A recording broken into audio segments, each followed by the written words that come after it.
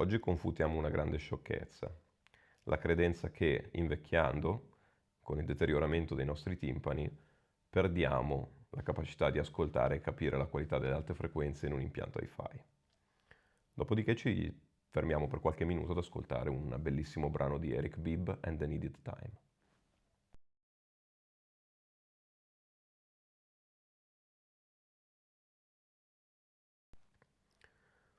Allora, di cose in rete se ne leggono sempre tante, le più disparate, le più interessanti anche, ma tante volte anche le più fuorvianti, nate da un fondo di verità che non viene rifinito di tutta la quantità di informazione e di conoscenza necessaria a trarne le conclusioni corrette e perciò le conclusioni precipitano in un baratro di inesattezza e di approcci poi deviati a questa passione. Uno dei temi che ogni tanto si legge nei dibattiti è quello delle alte frequenze dell'invecchiamento del timpano. E allora ci sono persone che dicono, tu stai parlando di grande dettaglio delle alte frequenze, stai spendendo fiumi di parole per descrivermi le alte frequenze di questo sistema, di questo diffusore, di che sia, ma all'età che ti ritrovi non puoi parlarne, perché tu sicuramente non sentirai una gran parte delle frequenze di cui stai raccontandoci. Oppure un altro approccio a questo tema è, beh, io non investirò in un certo tipo di sistemi perché ormai alla mia età cosa vuoi che senta? Ho fatto un test audiometrico e sopra i 10.000 Hz praticamente non sento nulla. Perfetto. Quello che ascoltiamo, quello che sentiamo, non è il prodotto del timpano. Quello che sentiamo è il lavoro di squadra tra timpani e cervello. Faccio un esempio con la vista. Il campo visivo dell'occhio umano è un grandangolo estremamente spinto. Ora, se noi prendiamo una fotocamera e le montiamo un grandangolo e facciamo una fotografia a una persona, al viso di una persona, a questa distanza, avremo una orribile faccia da pesce per effetto delle distorsioni del grandangolo.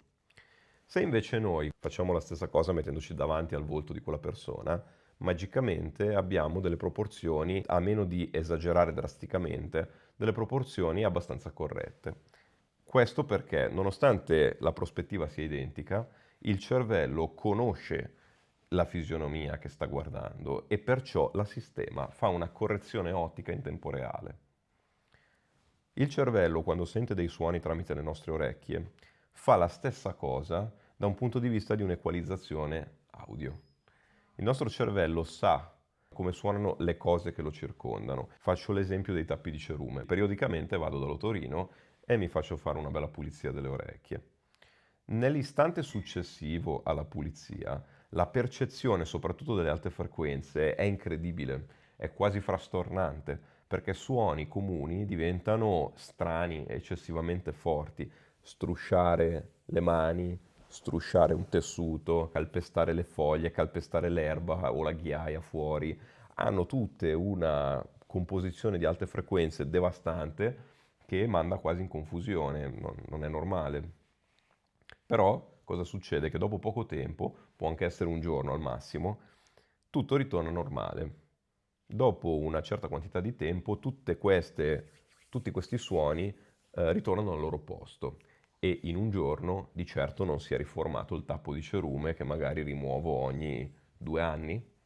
Che il cervello, quando è stato tolto il cerume dalle orecchie, ha avuto dal timpano una risposta diversa dell'ambiente che lo circondava.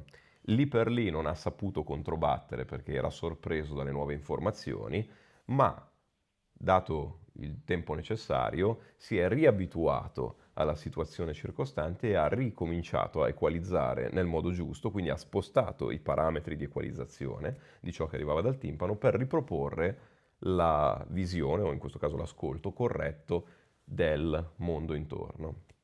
Ora la domanda può essere, ma allora perché nel test audiometrico c'è il calo? Se fosse come dici, andremmo via dritti dall'inizio alla fine della nostra esistenza. Non è così, perché nel test audiometrico i toni generati sono dei toni puri, non sono dei suoni reali, armonici della musica o dei suoni confacenti alle esperienze di vita, sono dei toni sinusoidali e il cervello di quei toni non sa che farsene. Quindi quando arriva un tono a 15 kHz, il cervello non ha esperienza di quella cosa lì per dire sistemalo e perciò casca fuori dalla banda passante rilevata dal test. Ma quando noi ascoltiamo un impianto e poi un altro e quei due impianti differiscono oltre i 10 kHz a 15 o che sia, noi percepiamo perfettamente che c'è differenza tra quegli impianti.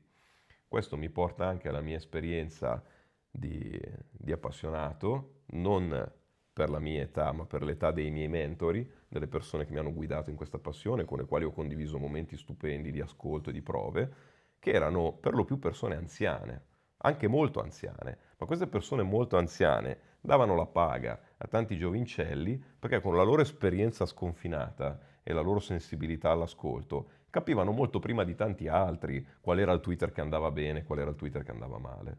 Persone anziane di questa esperienza ti raccontano per filo e per segno cosa c'è da dire di due Twitter diversi o delle cose o delle differenze più delicate tra i suoni di due sistemi.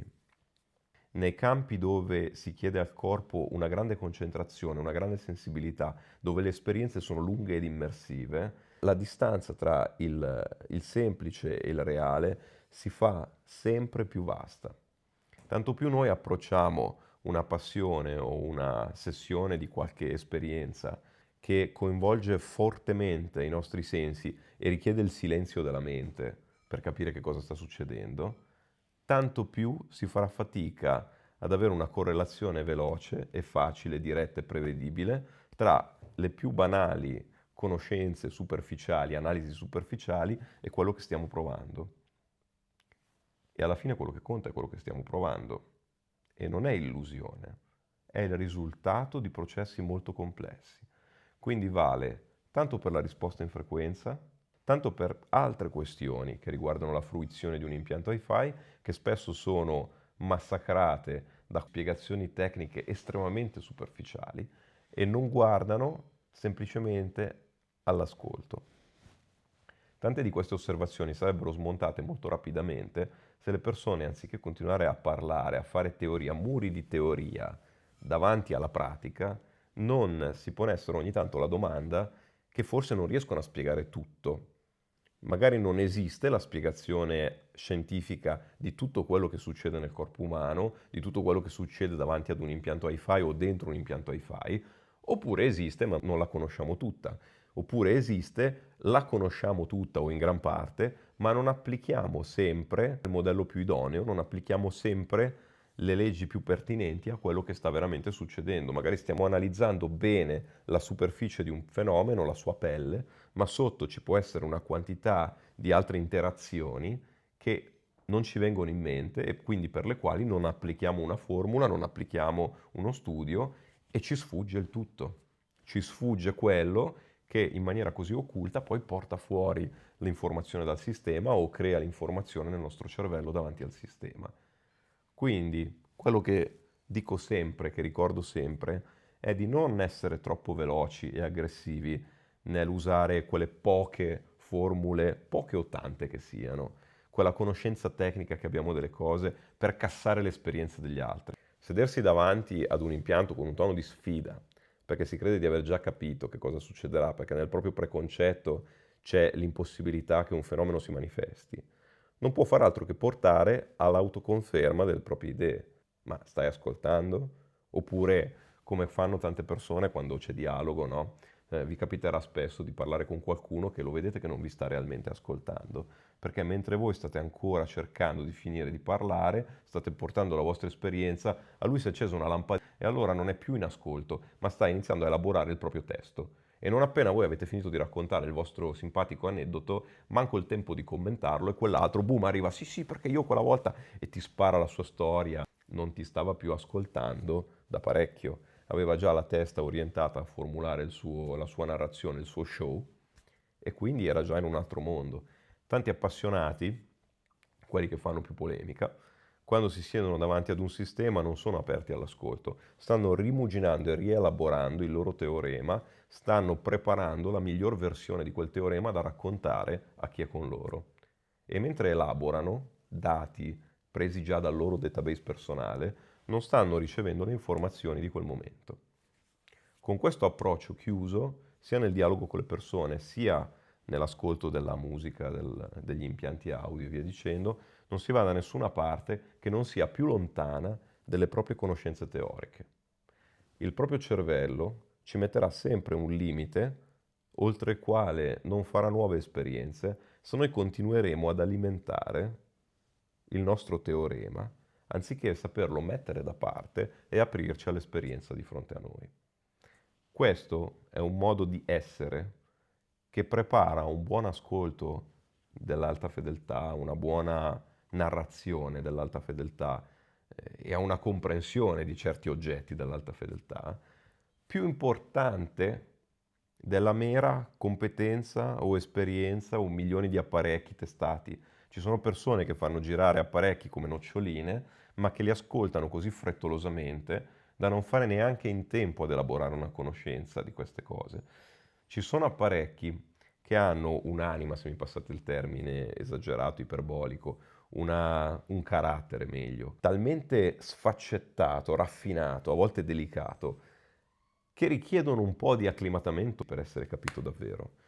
Ci sono degli apparecchi, e alcuni li ho davanti, che sono talmente profondamente belli e musicali che l'ascolto di 5 minuti non permetterebbe di raccontare neanche un centesimo di quello che c'è da dire su di loro. E quindi è inutile farli andare a ruotare a nastro e blaterare sempre la scorza più superficiale di quello che sentiamo. Bisogna anche sapersi prendere il tempo necessario a fare una serie di processi. Il primo, mettere in discussione le proprie teorie, il proprio preconcetto e quanto ascoltato in precedenza. Il secondo è acclimatarsi all'ambiente in cui ci troviamo, prepararsi all'ascolto di ciò che abbiamo davanti. Il terzo è dedicare agli apparecchi in questione tutto il tempo che serve perché loro possano esprimere l'informazione di cui sono capaci e noi possiamo abituarci a riceverla. E l'abitudine a riceverla, al contrario di come tanti dicono, tipo quando si parla del rodaggio, tante persone dicono non è l'apparecchio che si roda, sei tu che ti abitui. Non è vero, perché se tu ti abituassi e quella fosse l'unico denominatore di tutte le esperienze, suonerebbe tutto uguale. E invece guarda un po', suona sempre tutto diverso. L'adattamento è una cosa che succede fuori dall'impianto hi-fi. L'adattamento è il cervello che elabora, interpreta e capisce il linguaggio dei propri timpani e una volta capito il loro linguaggio lo traduce nell'informazione corretta da presentarci. Ma quello che succede davanti all'impianto, l'evoluzione del proprio impianto, sono faccende da assimilare con il tempo, con l'umiltà di non sapere sempre spiegare tutto, non con la superbia e con la presunzione di avere sempre la risposta pronta. Quindi, cari amici eh, scettici di quello che le nostre orecchie potranno fare oltre i 45, 50, 60 anni, state tranquilli, perché se non vi ponete il problema, ma continuate a vivere il mondo che ci circonda e poi vi sedete davanti ai nostri impianti e li ascoltate a cuore aperto, continuerete a sentire che il vostro cervello saprà sempre come fare per risolvere un problema meccanico che riguarda i timpani. Fino a che non diventerete sordi, punto. A quel punto, purtroppo, ahimè, non ci sarà più nulla da ascoltare. Ma finché i vostri timpani funzioneranno ancora come trasduttori, ancorché imperfetti, e continueranno a emettere segnale, il cervello, dato che farà sempre esperienze quotidiane e saprà sempre come il mondo suona intorno a sé, riuscirà sempre a mettervi davanti ai vostri impianti e farvi sentire le più raffinate sfumature delle sue gamme alte, dei suoi Twitter più delicati, più raffinati, più qualsiasi cosa. Con i Twitter, con le alte frequenze, con l'età, con i cavi, con le valvole, con il giradischi, con il lettore CD, con qualsiasi cosa.